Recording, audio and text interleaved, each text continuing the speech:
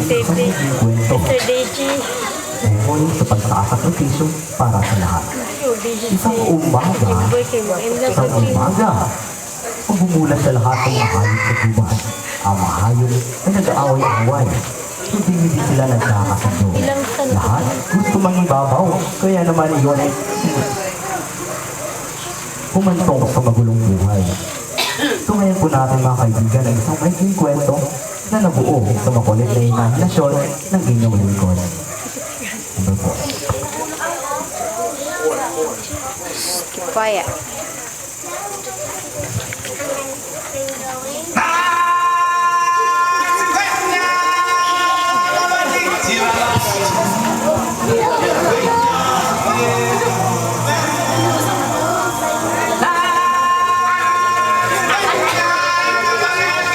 Isang bagong pag-asa para sa bagong umaga ang bumulat sa mga hayop sa baba.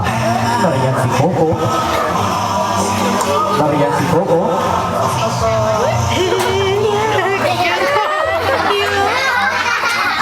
Si Papi.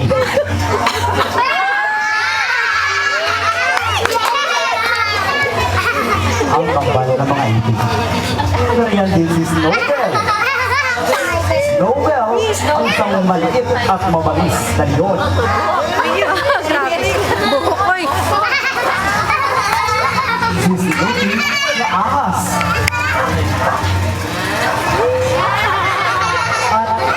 At sino pa nga ba? At tatawagan na lang natin siya sa pangalang Coca. Si Coca ang palaka na may buhok.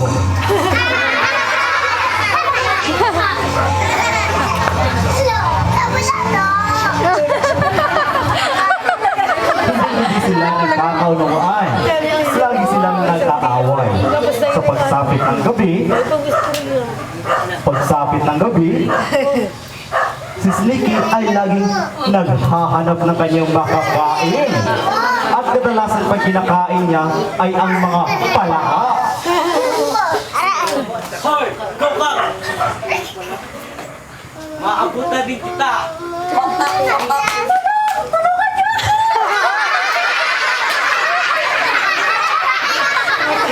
Tumalon sa ilog na papuntang dagat si Coca. Tumalon siya sa ilog. At doon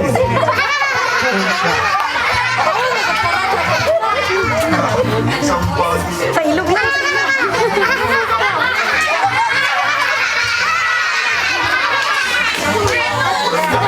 at hinabol pa rin siya ni Sneaky.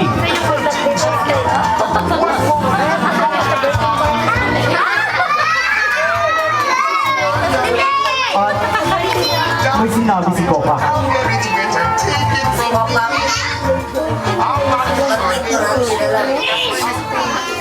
Sa pangalan, lalabang sisay ang Hindi na ako.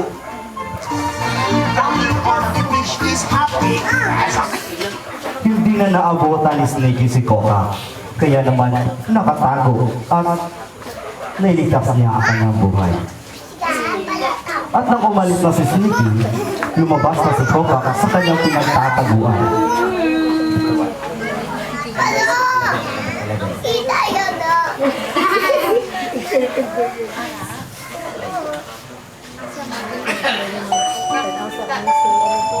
At lumabas si Sneaky na nag-iisa.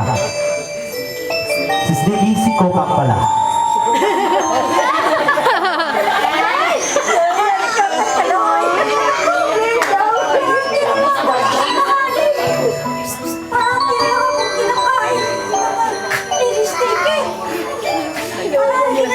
peligro ang buhay ko!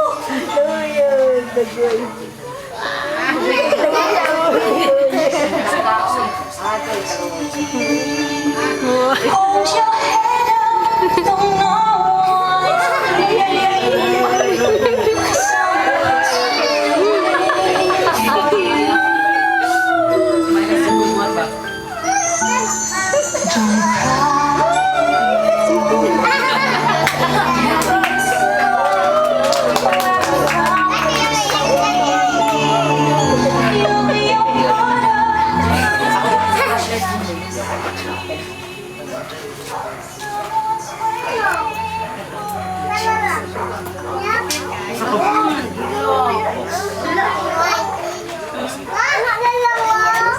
kabilang dako naman ng gubat ay naroon si Snowbell, ang maliit at mabagsik na leon.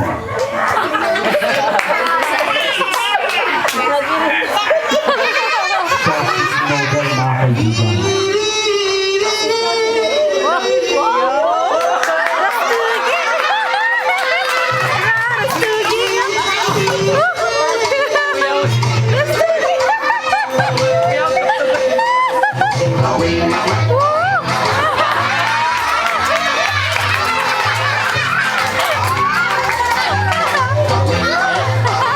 Dahil si Snowbell, mabagis, maliit, masaya.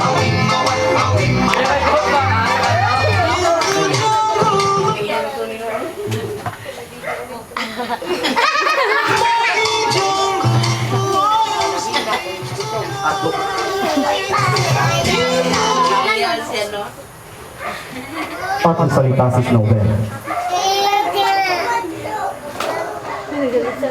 Snowbell, magsalita ka naman.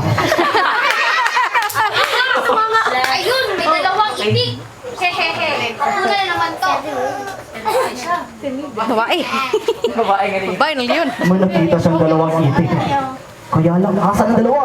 Lumabas na kayo. At sinabi si Coco,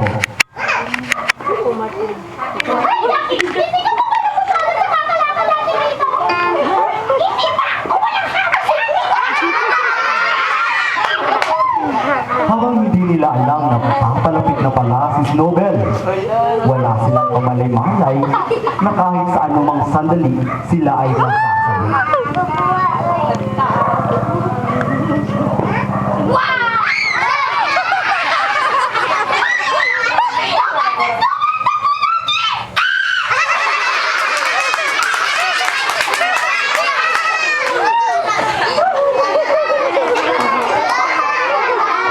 Nung sandali yun,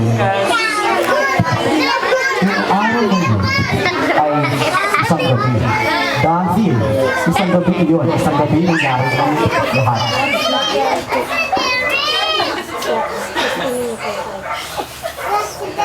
Dahil nga naman mas mainak ang mga leon gabi.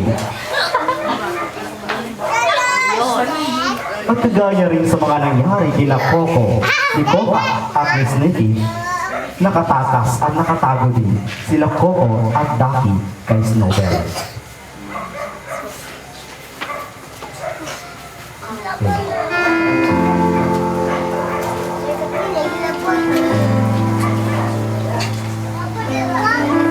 Hanggang nagkaroon ng isang malaking trahedya sa gubat.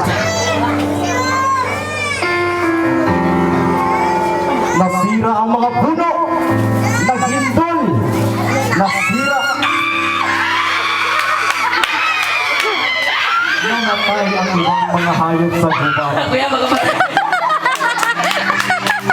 Nagkaroon ng malawakang pagbaha. Nabuhay ang patay! Nabuhay pa na patay!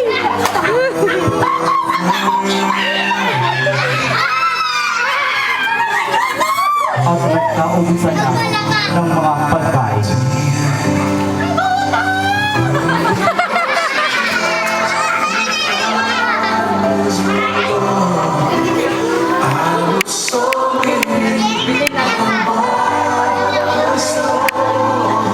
Mga kaibigan,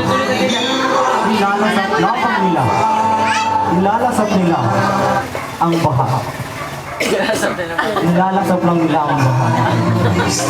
Kaya hindi pa sila umaalis hanggang sa ngayon.